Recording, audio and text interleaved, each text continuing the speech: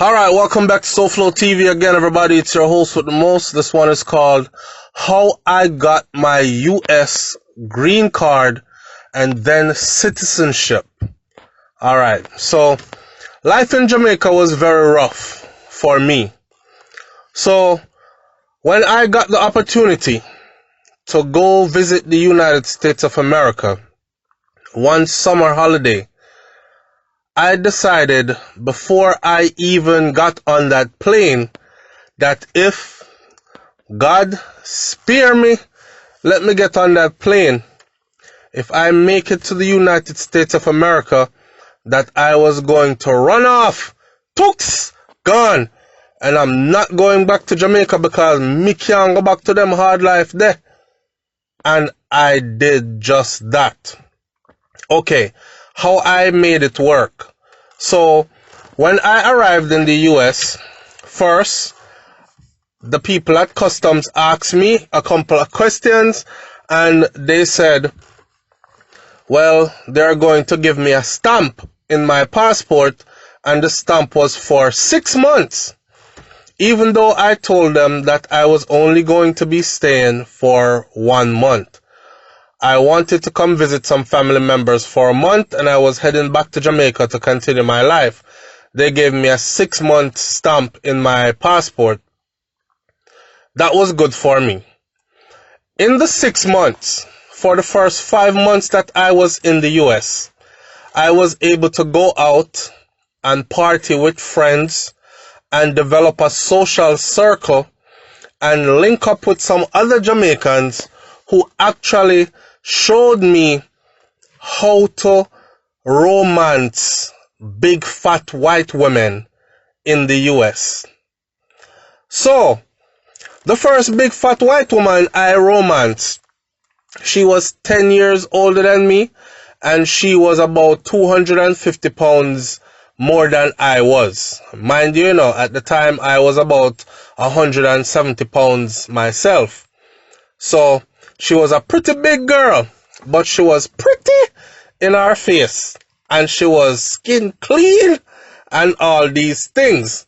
So I said, okay, I can look past the weight because it was one of the biggest women I've ever been with in my life. But knowing what kind of goals I had in mind, I know that I had to undertake some heavy burdens in order to achieve my goals.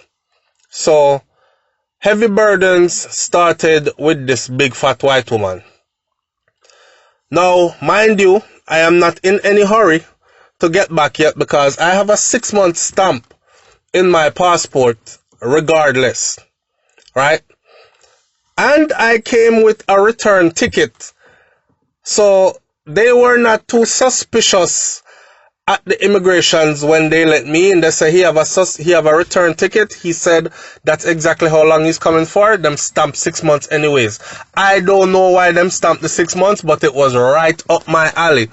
So the time came and went for me and my ticket to return to Jamaica, and I just let the ticket just dead because I knew I was not ever going to return to Jamaica. So me and this first white woman decided. Remember, by the time I meet this first white woman, I was only here for 2 months.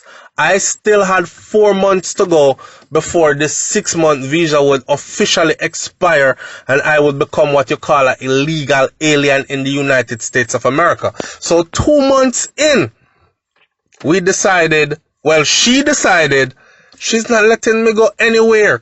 Because, my back was strong and I was young and me say me did talawa, in Jamaica them say we lick about with talawa. I was real talawa. And me I give her everything out of my back, I'm talking about the yam and the banana, the green banana when it boiled down, and the okra with the slime, and me I give her the whole works, I'm telling you.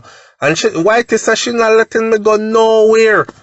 And although she did big and fat, still she was very clean. Her hygiene was very up to par. And them thing, them even teach her about Dettol soap and them something there to wash up herself properly.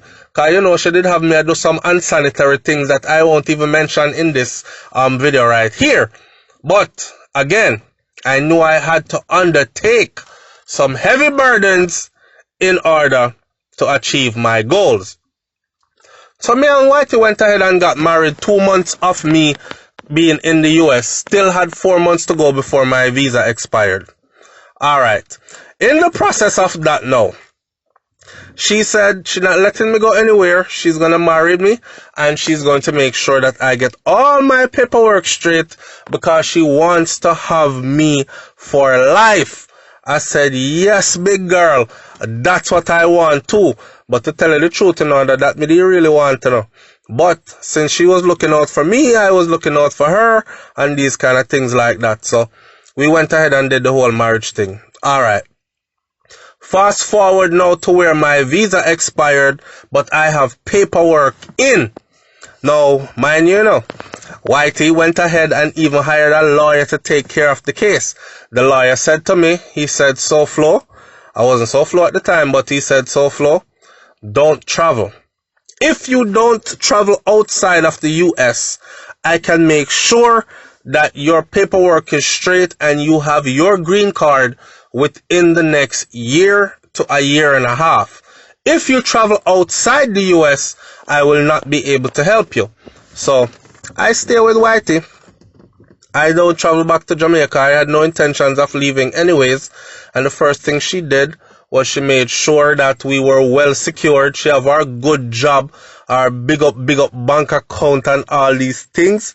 And, she did have me at the house. I do some things like, the dog. Like we in Jamaica, we don't live with dog in the house. And she have the dog and lick me upon my face and me a kiss the dog in the dog mouth and the dog jumping in the bed and the cat and the dog are sleeping at the bed with we and all them something there. Even the part like them cook the chicken, but the chicken not really seasoned and them not wash off the chicken or nothing real thing in our real life. So these things took adjustment.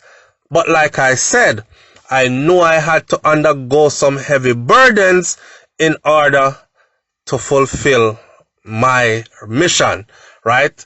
Which was to get my green card and eventually someday become a citizen of the US because I want to file for my other family members, them to come through also.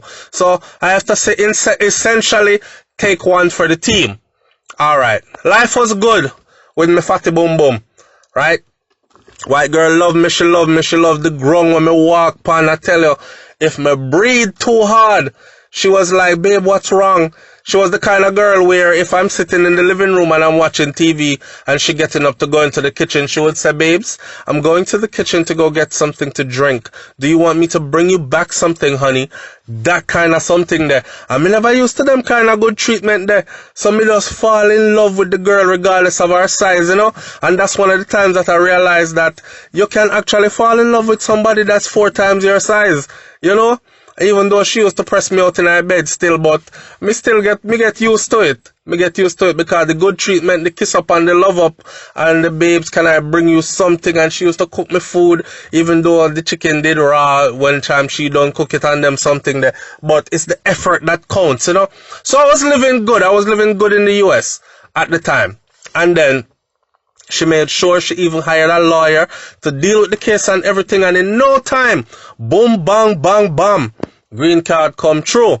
Now, as the green card came through, no lie to you, as the green card came through, I met a friend of hers now. May I be honest with you, I met a friend of hers now that was another white girl.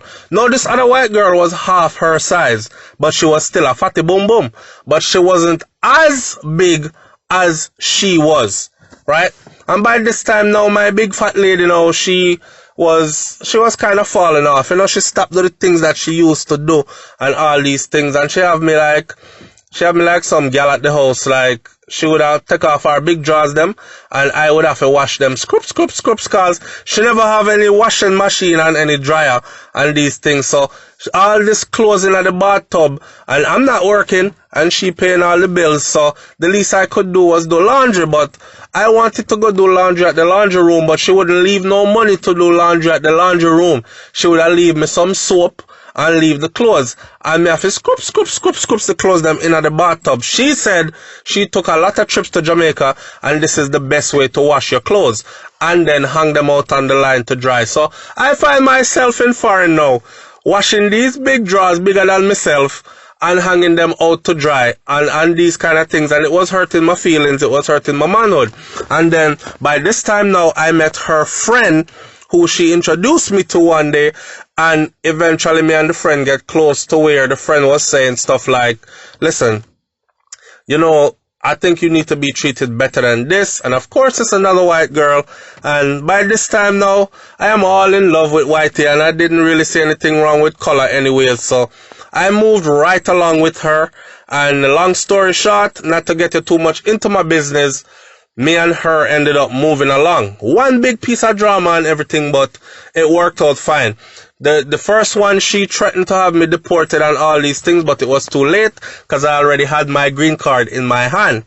Now, while I was with the second one the second one is how, by that time, she expedited, because her job was, she was working with the United States Immigration, right? And she put in for my paperwork and expedited my paperwork. So everything came through fast. And before you know it, I think you have to have 7 years in the country from you get your green card until you can apply for citizenship. Well, with me, it wasn't that. It was in half the time. And she had some links on the inside. And because I was her man and I was putting it down in the bedroom, because, you know, white girl love those things, and I still had some okra and some green banana and yellow yam and thing in my back, and I was still flinging it like a soca me a dance, and I was giving it to her. She never mind. So she made sure that she put in for the expedition of my paperwork, and before you know it, I had my citizenship. So bam, right there, I went from visitor to the US to green card holder to marrying one fat white fatty boom boom to marrying a next fatty boom boom white girl, but not as big as the first fatty boom boom, and going from having a green card to my citizenship just like that. So at the end of the day, would I advise my brothers coming over to the United States of America to run off and go find you a big fat white fatty boom boom and married quickly and get your papers straight if things are rough for you in Jamaica and you decide that you don't want to make it back? I won't say yes or no. What I will say is this: you have to be ready to undertake heavy burdens in order to accomplish this type of a mission.